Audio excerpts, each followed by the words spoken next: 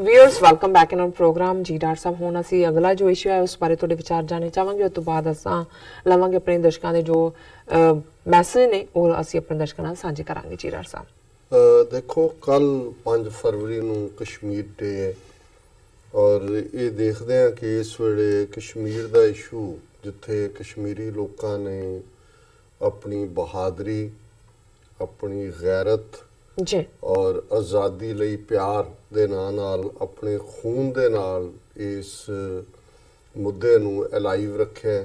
ਉਹਨਾਂ ਦੀ ਫਿਜ਼ਾ ਦੇ ਵਿੱਚ ਆਜ਼ਾਦੀ ਤੋਂ ਬਿਨਾਂ ਹੋਰ ਕੋਈ ਦੂਸਰਾ ਲਫ਼ਜ਼ ਨਹੀਂ ਗੂੰਜਦਾ जी ਉੱਥੇ ਭਾਰਤੀ ਹਕੂਮਤ ਵੀ ਦੁਨੀਆ ਨੂੰ ਇਹ ਜਿਹਨੂੰ ਪੰਜਾਬੀ 'ਚ ਕਹਿੰਦੇ ਨੇ ਅੱਖਾਂ 'ਚ ਕੱਟਾ ਪਾਉਣ ਲਈ ਇਹ ਦੱਸਣਾ ਚਾਹੁੰਦੀ ਹੈ ਕਿ ਜੀ ਨਹੀਂ ਅਸੀਂ in control of the situation ਹੈ, ਸਾਡਾ ਜਿਹੜਾ ਹੈ ਉੱਥੇ ਪੂਰਾ ਕੰਟਰੋਲ ਹੈ। ਔਰ ਜਿੱਥੇ ਉਹਨਾਂ ਨੇ ਮਲਕ ਨਾਂ ਦਾ ਜਿਹੜਾ RSS ਦਾ ਪੱਕਾ ਪਿੱਠੂ ਹੈ ਗਵਰਨਰ, ਉਹ ਪੂਰਾ ਉੱਥੇ ਜ਼ਿਆਦਤੀਆਂ ਕਰ ਰਿਹਾ, ਐਡਮਿਨਿਸਟ੍ਰੇਸ਼ਨ ਦਾ ਮਿਸਯੂਜ਼ ਕਰ ਰਿਹਾ।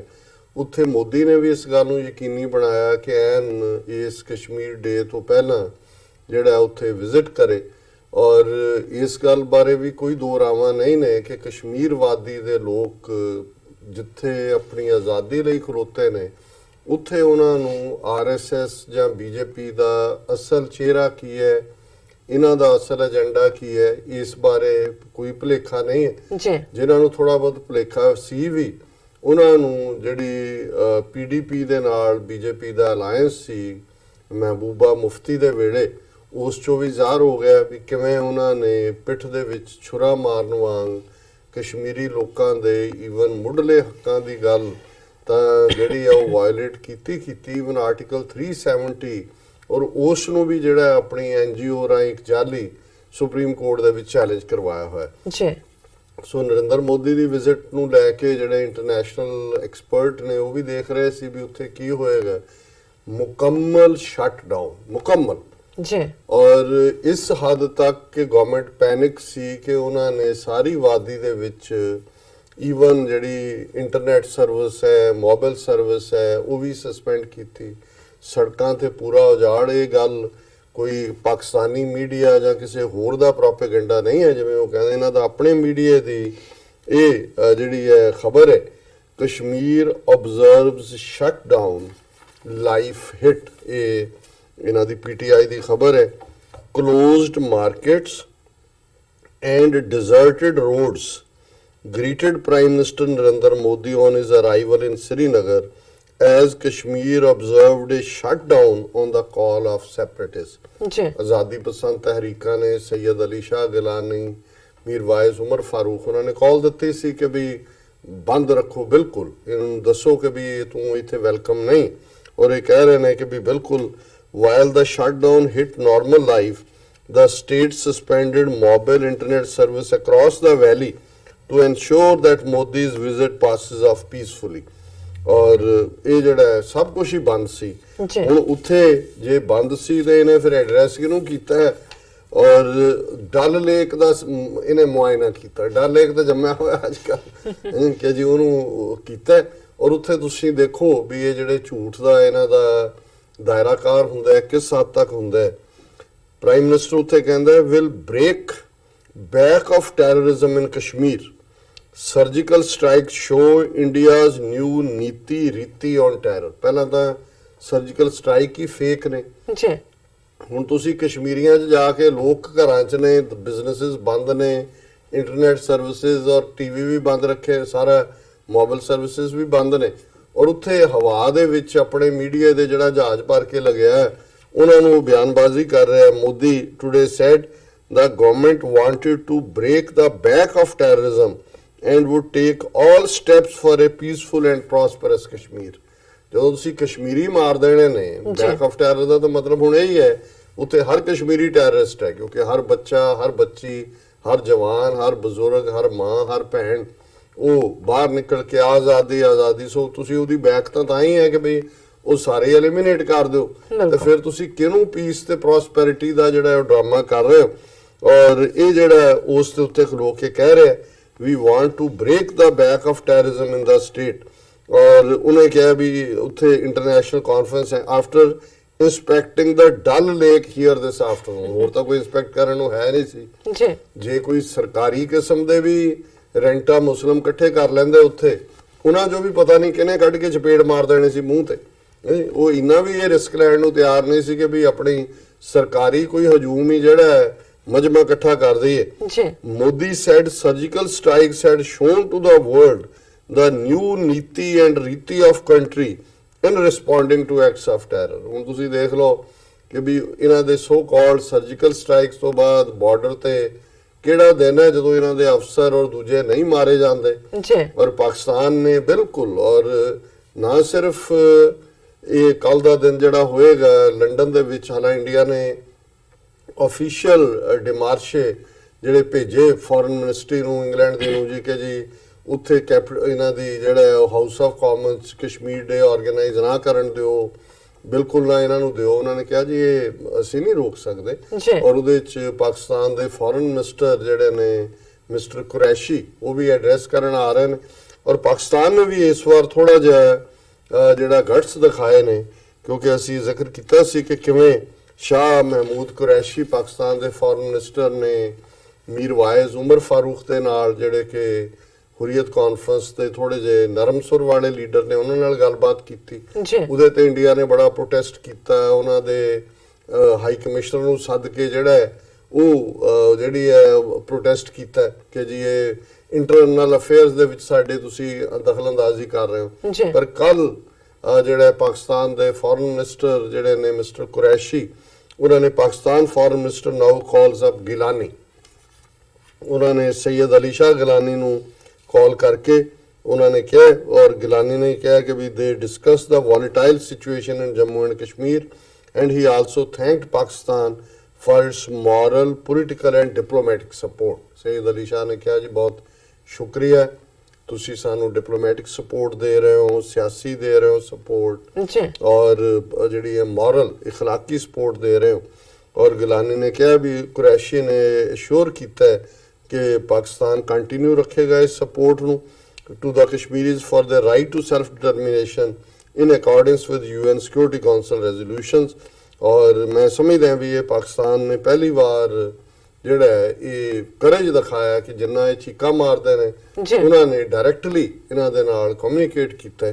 ਬਾਕੀ ਕੱਲ ਦੀ ਉਸ ਲੰਡਨ ਦੀ ਜਿਹੜੀ ਹੈ ਕਾਨਫਰੰਸ ਹਾਊਸ ਆਫ ਕਾਮਨਸ, ਉਹਦੇ ਚੋਂ ਕੀ ਨਿਕਲੇਗਾ ਜਾਂ ਉਹ ਅਸੀਂ ਫਿਰ ਡਿਸਕਸ ਕਰਾਂਗੇ।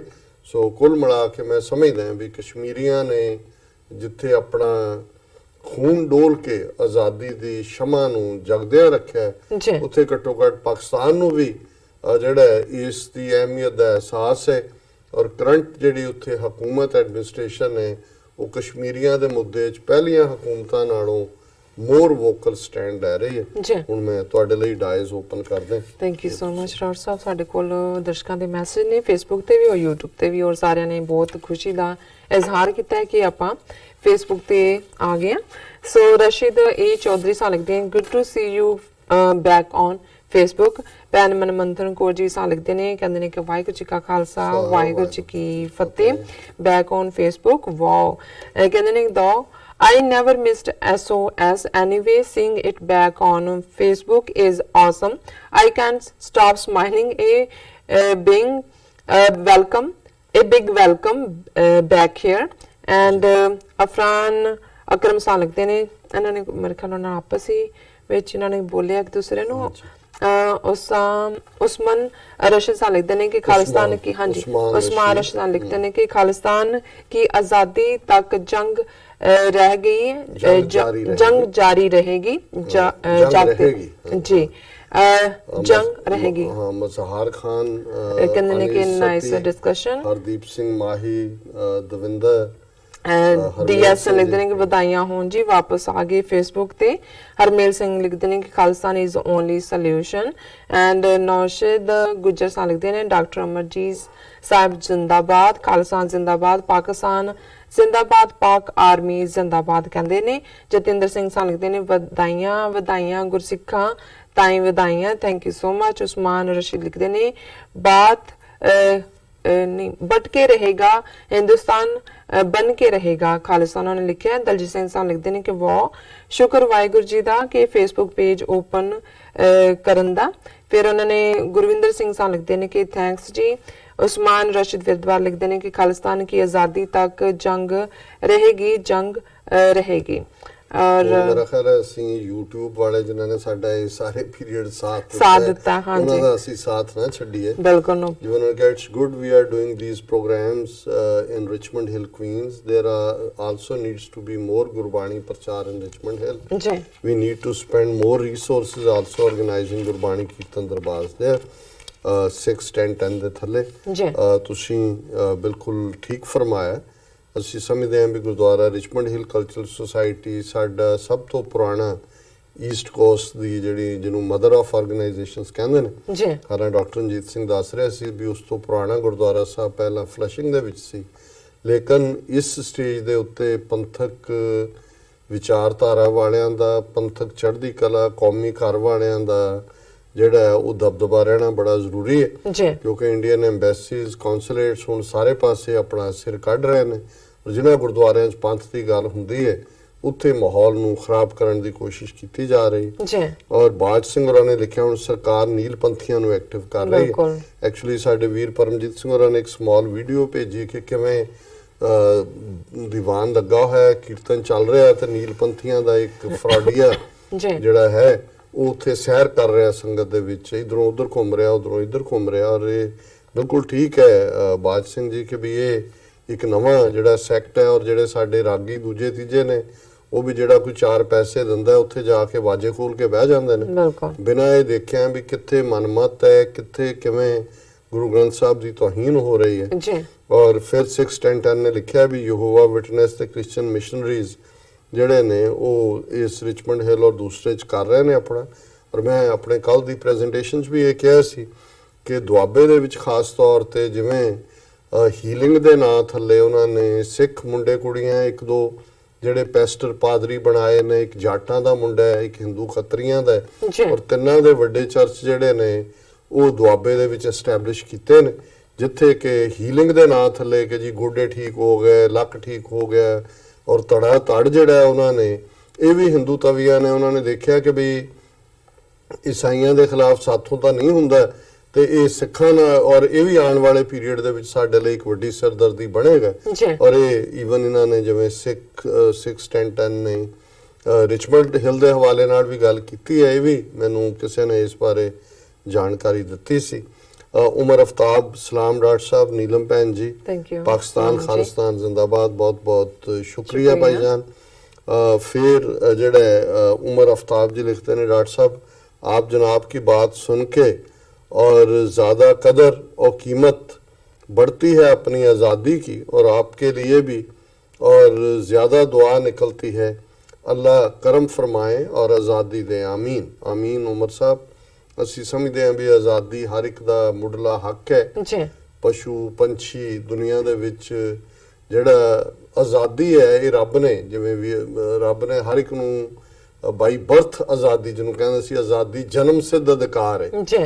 और सिख कौम जिहड़ी कि एज ए नेशन पैदा हुई असी उन्हां कायरां दे जिहड़ा वो गुलामी दे विच फस गए जिन्हां दे कोल ना कोई जिहड़ी शिवलरी है ना जिन्हां दे कोल बहादरां वालियां कोई कदरां कीमतां ने।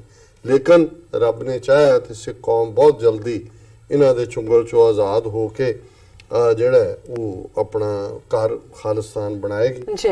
ਔਰ ਮੈਂ ਸਮਝਦਾ ਵੀ ਹੁਣ ਬ੍ਰੇਕ ਤੇ ਚਲੇ ਜਾਣਾ ਹੈ। ਅਸੀਂ ਸਭ ਦਾ ਬਹੁਤ ਬਹੁਤ ਸ਼ੁਕਰੀਆ ਅਦਾ ਕਰਦੇ ਹਾਂ ਕਿ ਸਾਨੂੰ ਫੇਸਬੁੱਕ ਵੀ ਸਾਡੀ ਜਿਸ ਤਰ੍ਹਾਂ ਕਿ ਸ਼ੁਰੂ ਹੋ ਗਈ ਹੈ। ਅਸੀਂ ਫਿਰ ਦੁਬਾਰਾ ਦੱਸਣਾ ਚਾਹੁੰਦੇ ਹਾਂ ਕਿ ਫੇਸਬੁੱਕ ਤੇ ਵੀ ਤੁਸੀਂ ਸਾਨੂੰ ਦੇਖ ਸਕਦੇ ਹੋ, ਲਾਈਵ ਦੇਖ ਸਕਦੇ ਹੋ। ਔਰ ਜੋ ਤੁਸੀਂ ਸਾਨੂੰ ਲਿਖੇ ਨੇ ਮੈਸੇਜ ਲਿਖੇ ਨੇ ਵਧਾਈਆਂ ਦਿੱਤੀਆਂ ਨੇ ਤੁਹਾਡਾ ਵੀ ਬਹੁਤ ਬਹੁਤ ਸ਼ੁਕਰੀਆ। ਤੁਹਾਨੂੰ ਵੀ ਬਹੁਤ ਬਹੁਤ ਵਧਾਈਆਂ। ਵਿਊਅਰਸ ਇਸ ਤਰ੍ਹਾਂ ਬਣੇ ਰਹਿਣਾ। ਮਿਲਦੇ ਹਾਂ ਛੋਟੇ ਜਿਹੇ ਬ੍ਰੇਕ ਤੋਂ ਬਾਅਦ।